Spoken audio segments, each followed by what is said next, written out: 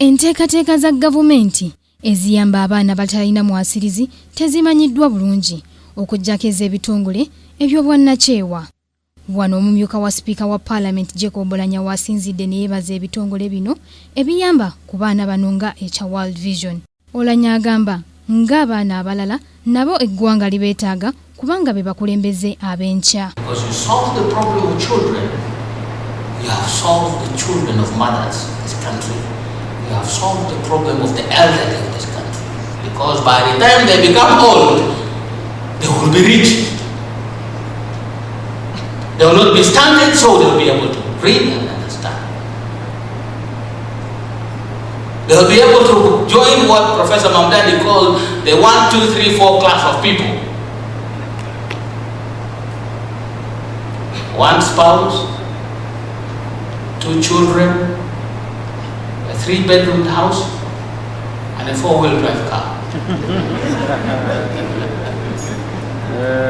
With that kind of family, you have to spend less of your money as a government on health issues because they can look after themselves. You have to spend less on education because they are able to educate their children. All you need to focus on infrastructure so that they can roll their 4-wheel drive vehicles peacefully. After all, they are able to pay taxes anyway. Abaana abasoba mu mitwalo 15 be balabirirwa ekitongole kino kuno nga kuliko abanoonyi b'obubuddamu okuva e Kenya, Congo ne South Sudan.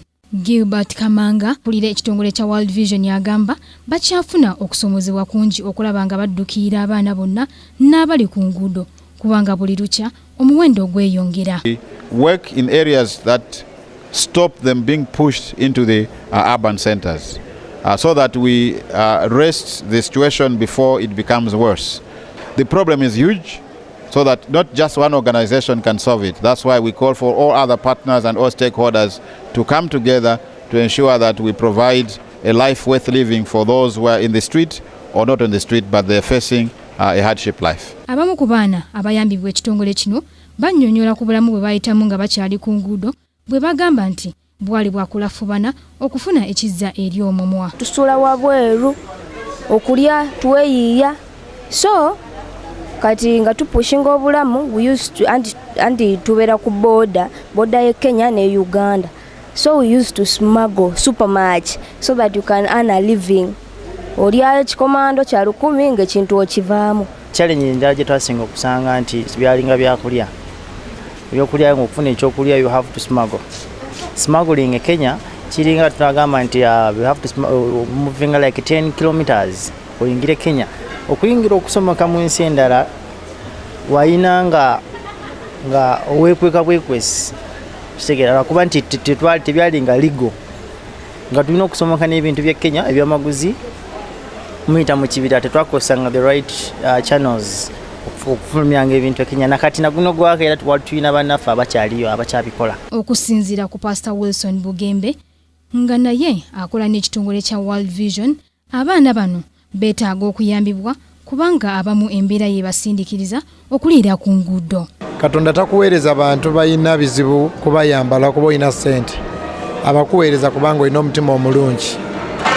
Omutima ye Katonda agagendewo yajja kuyasira kuba alina ssente naye omutima omulungi. Banyonya balina ssente naye nga tebalina mutima guyamba. Neera nga benga nti ensi ekyetaaga abasamaliya abalungi. Joanita Mbabazi, Kingdom TV, amalindirire. 30 years of transforming lives in Uganda. Happy anniversary to World Vision Uganda, ladies and gentlemen. This is Kingdom TV.